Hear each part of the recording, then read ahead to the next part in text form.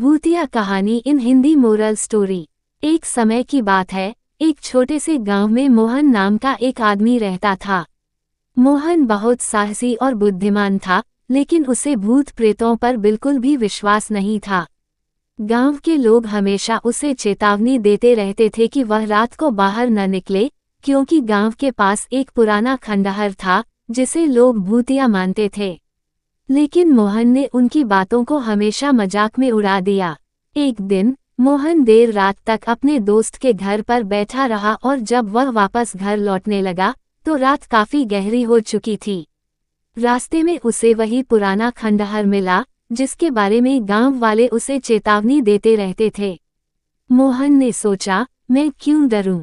भूत प्रेत जैसी कोई चीज नहीं होती।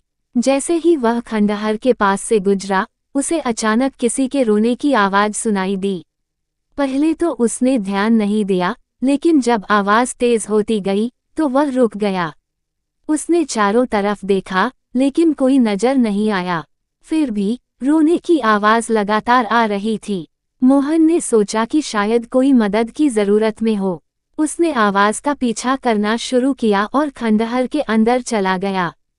खंडहर के अंदर जाते ही उसे एक अजीब सी ठंडक महसूस हुई। उसने देखा कि एक पुरानी, फटे पुराने कपड़े पहने एक औरत कोने में बैठी रो रही थी। मोहन ने पास जाकर उससे पूछा, तुम कौन हो और यहाँ इस हालत में क्या कर रही हो? उस औरत ने अपनी सिर उठाए और मोहन को देखकर मुस्कुराए। उसकी आंखें बेहद डरावनी और लाल हो चुकी थीं। मोहन का दिल जोर से धड़कने लगा। औरत ने धीरे धीरे कहा, मैं इस खंडहर की आत्मा हूँ। जो भी यहाँ आता है वह कभी वापस नहीं जाता। मोहन को अब एहसास हुआ कि गांव वालों की बातें सच्ची थीं। उसने तुरंत वहां से भागने की कोशिश की, लेकिन उसके पैर जैसे जमीन में जम गए हों। वह हिल भी नहीं पा रहा था। औरत उसके करीब आती गई और उसकी डरावनी हंसी पूरे खंडहर में गूंजने लगी। अचानक मोहन को याद आया कि उसकी दादी ने उसे एक बार बताया था कि भगवान का नाम लेने से सारी बुरी शक्तियां भाग जाती हैं। उसने तुरंत भगवान का नाम लेना शुरू कर दिया और प्रार्थना करने लगा। कुछ ही पल में वह डरावनी औरत धुआं बनकर गायब हो गई और मोहन के पैर फिर से हिलने लगे। मोहन ने दौड़ते हुए खंडहर से बाहर निकलने में ही भलाई समझी। वह सीधे गांव जाकर लोगों को अपनी कहानी सुनाई।